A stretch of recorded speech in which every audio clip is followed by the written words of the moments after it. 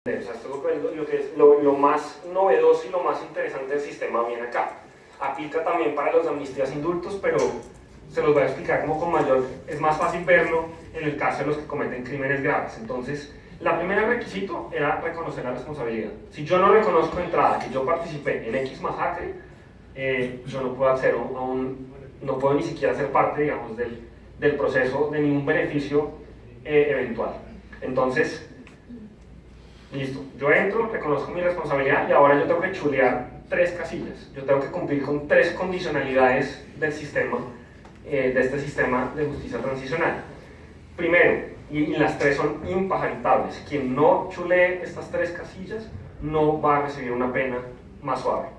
La primera es contribuir a esclarecer la verdad. Entonces, esa persona tiene que ir a alguno de los otros espacios que crea el acuerdo, por ejemplo, la Comisión de la Verdad, o la unidad para buscar a las personas desaparecidas, que tenemos como más o menos el estimado de 45.000 personas que no se sabe nada de qué pasó con ellas, desde secuestrados hasta gente que fue reclutada de menor, hasta víctimas de falsos positivos.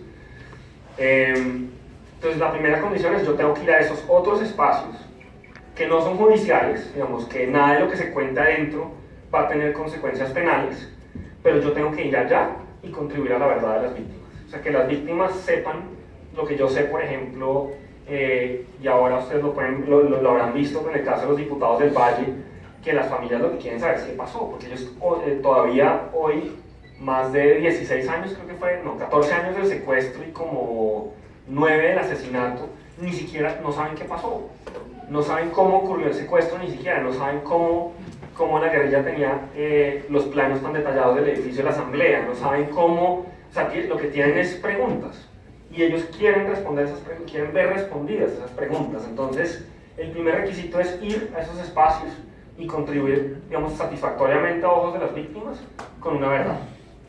La segunda condición es, yo tengo que contribuir directamente a la reparación de las víctimas. Entonces, ahí hay varias maneras, ese es el cuarto componente del sistema. El primero es la justicia, el segundo es la Comisión de la Verdad, el tercero es la unidad para buscar a los desaparecidos, y el cuarto las medidas de reparación, que son como una lista de distintas maneras que va a haber de reparar a las víctimas, y yo tengo que hacer algo que repare a las víctimas. Ahí hay varias maneras de hacerlo que están en el acuerdo. Empiezan desde reparación material, que está entendida como bienes o plata, pero hay otras maneras que también sirven y que quizás van a ser, primero, de pronto más comunes, y segundo, más completas, que son a través de trabajo. Entonces, por ejemplo, hay una lista de trabajos posibles que son considerados reparativos para una comunidad. Por ejemplo, la labor de desminado. O sea, somos el segundo país con más minas sembradas en el mundo, después de Afganistán. Somos también el segundo país con más víctimas de minas en el mundo. Y el drama es que no sabemos dónde están. Entonces, ¿qué hacía, por ejemplo, la gente en San Carlos, en Antioquia, cuando empezó a volver después de que pasó la época más violenta? Llegaban y botaban la vaca al potrero para que se explotara la vaca y no ellos. Cuando incluso, y estamos hablando de familias cuyo único activo era la vaca.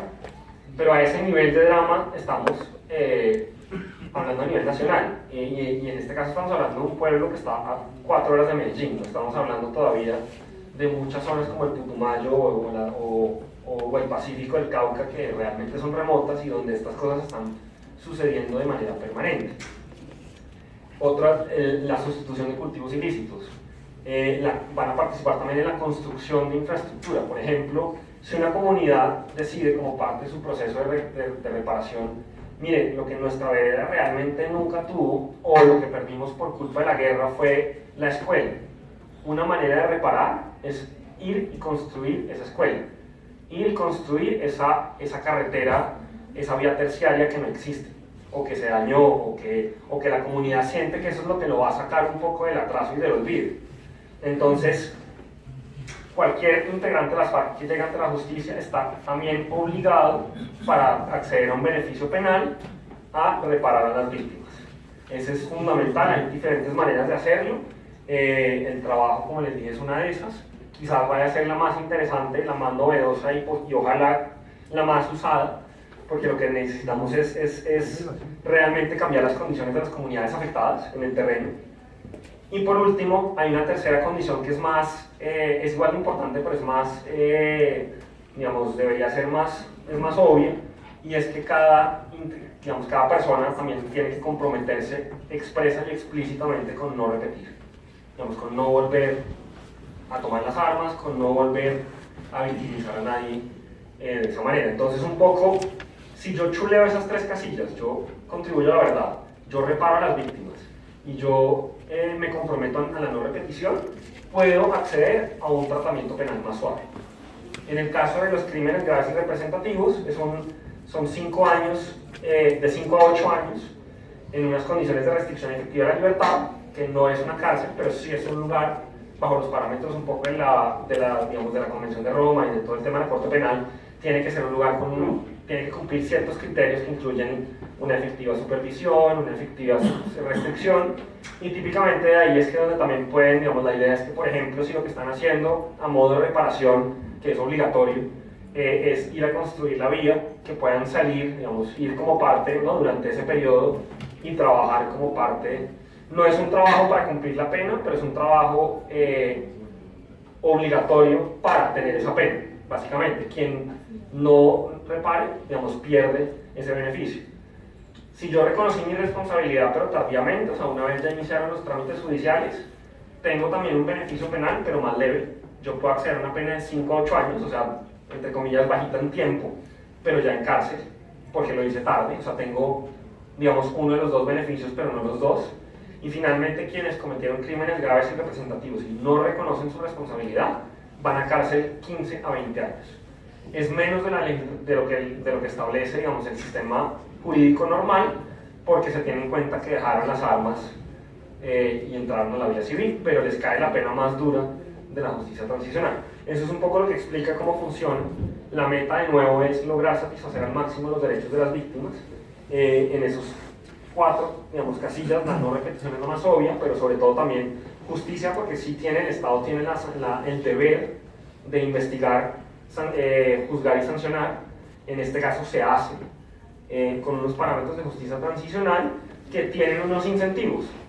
Y esos incentivos lo que buscan es que logremos reconstruir la verdad, porque lo que les decía, digamos, bajo un sistema normal, las familias de los diputados del Valle nunca van a saber qué pasó. Porque la gente que en el sistema ordinario, y eso pasaba con los paras, no tenían incentivos para contar la verdad, no tenían incentivos para contar todo lo que sabían. Obviamente, si uno liga ese tratamiento penal especial a este tipo de, digamos, al derecho a la verdad y al derecho a la reparación, lo que buscamos es que la pena, básicamente al final de cuentas, que la pena que va a tener ese excombatiente de las FARC le sirva a la sociedad. Por eso es la diferencia entre esta, que sería una justicia restaurativa, digamos, que restaura a los demás, y una pena puramente de la justicia penal, digamos, que el énfasis está en la pena misma y no en la restauración de los demás. Ese es un poco entonces cómo funciona el sistema. Lo fundamental son esas 3 condiciones, o sea, quien no cuente la verdad, quien no repare a las víctimas y quien no se comprometa expresamente con la no repetición, no tiene ningún derecho a ningún beneficio especial. Y la idea es poner precisamente esos incentivos para que logremos el mayor grado de verdad y el mayor grado de satisfacción y el mayor grado de reparación, porque tenemos, pues, evidentemente unas poblaciones muy victimizadas y tenemos que encontrar maneras de que logren un poco encarrilar sus vidas y que las condiciones donde ellos vivan cambien. O en el caso, obviamente incluye otras medidas como continuar y fortalecer el programa de restitución de tierras, que lo que busca es devolverle la tierra a quienes la perdieron, pero más que la tierra, ayudarles a recuperar esos proyectos de vida. Que si lo que quieren es ser campesinos, que les podamos ayudar a que se dediquen a ser campesinos. Que si una familia lo que necesita es que a su hijo, una mamá que, digamos, que le mataron al esposo, entonces que por lo tanto perdió obviamente un capital fundamental en la vida, que si lo que necesita es una beca para que su hijo pueda llegar a la universidad, esa puede ser una forma de reparación. Necesitamos como inventarnos maneras novedosas de ayudar a todas estas familias más afectadas por el conflicto a recuperar esos proyectos de vida. Ese es un poco entonces el sentido del tema de justicia. Gran parte del debate se ha centrado solamente en la palabra cárcel y en la palabra impunidad. El tema de la impunidad pues claramente no es cierto, digamos, el Estado nunca va a abandonar, no puede jurídicamente ni siquiera abandonar su deber de investigar, juzgar, sancionar. Y el tema de cárcel es relativo, digamos, el tema de cárcel, la Corte Penal Internacional en ningún lugar dice, por ejemplo, que las penas para crímenes graves tienen que ser solamente carcelarias. De hecho, ellos impulsan los modelos de justicia transicional. La carta que mandó la fiscal general la semana pasada, lo primero que dice es: los felicito porque la solución es muy novedosa, y básicamente el siguiente párrafo es: yo voy a estar muy pendiente de que se cumpla lo que ustedes dicen ahí, porque en la medida en que se cumple eso ahí, es que se consideraría que habría lo que ellos llaman penas efectivas. O sea, tiene que haber una pena efectiva para quien cometió un delito de lesa humanidad. Esa pena efectiva está en que el sistema funcione. Es decir, si los ponemos a todos, por ejemplo, en una finca, sin hacer nada, pues evidentemente no se cumplirían lo que la Corte Penal, digamos, el requisito de que sea una pena efectiva. Como está el sistema, está montado para que sí sean penas efectivas. Estarán restringidos de la libertad, estarán en proceso de reparar a las víctimas, y eso es lo que determinará, digamos, que hagamos eso con rigor, es lo que determina que la Corte Penal acepte el modelo y diga: listo, Colombia cumplió con lo que se comprometió al firmar la Convención de Roma y está efectivamente juzgando todos los delitos graves y representativos, y al mismo tiempo logrando lo que también es, digamos, el gran objetivo, que es un poco hacer esa transición hacia un mundo normal, hacia una manera normal de vivir.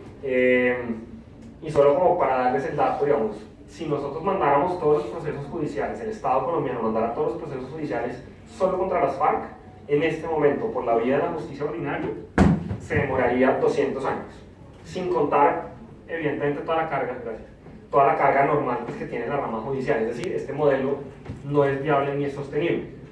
Entonces, eso es un poco lo que plantea. Y por último está el punto 6, que es más sencillo, digamos, es muy chiquito.